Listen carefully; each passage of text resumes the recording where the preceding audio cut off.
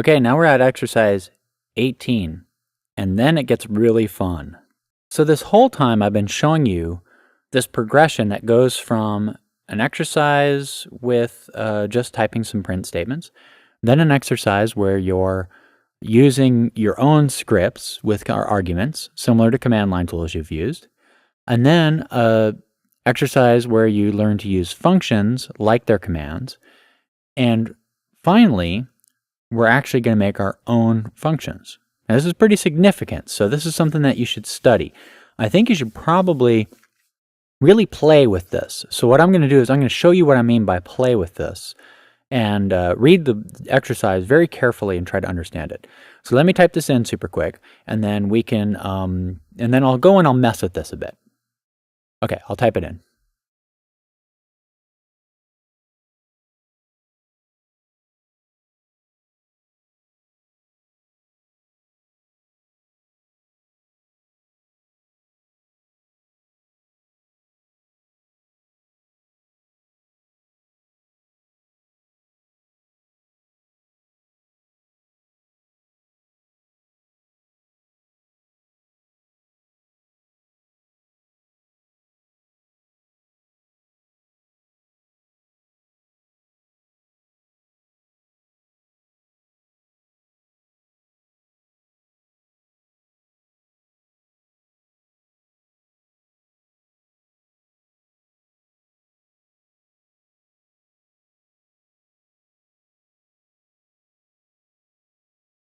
Okay, so now what we have is all of the code typed in, and you see what I'm doing is I'm doing two particular things you haven't quite experienced yet. The first is I'm using this new word called def. And what happens when you make a function is you actually define it. So what you're doing when you do def is you're saying define me a function. Now one way to think about functions, and this is in the exercise, is that you're making a new variable, and attached to the variable is this code, right? So you're kind of making your own little mini script, mini command line tool inside the Python script. And then this here is kind of like that argv that you've been getting from sys, you know, sys from sys import argv. So you've been doing that in the last exercise. So what we've done here is you put a colon and then you indent, and Python knows that this code has to go after or go attached to that name print2. The next thing is similar thing, except for now we're explicitly saying what arguments there are, 1 and argument 2. Then we have one more that just takes one argument, and we have one more that takes none. Now, here comes the sort of frustrating part. To understand how these things work, you have to use them a lot.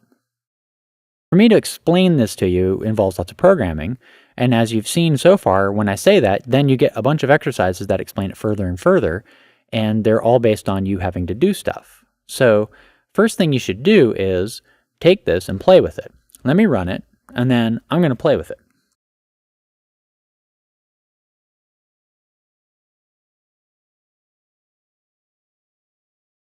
Okay, pretty straightforward. What we can do then is let's go see if, maybe there's some extra stuff to this. So remember how we have %r? Okay. So what happens if we do this?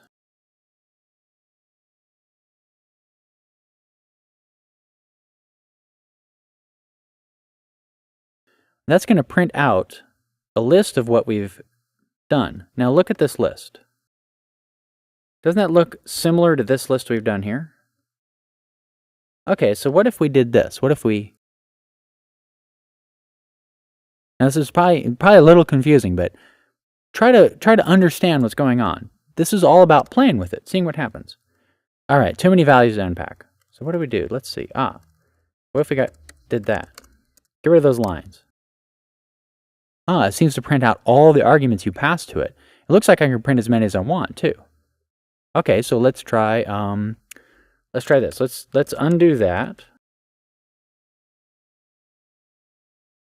And let's add some arguments. Let's do this guy. Let's go add arg3.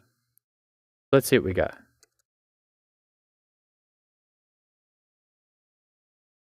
Add that one, and then So we added an argument there. Let's try that. Yeah, see, it says it takes 3 arguments. Okay, so, we have to add an argument down here. Okay, test. Let's do that. Then it works. Okay, so this is doing really good. Basically, what we've got is a way to go in and screw with these things and see what they do. Break them, hack them, make them do what you want, right? Oh, let's try this. What if, totally advanced stuff here, but what if you did this?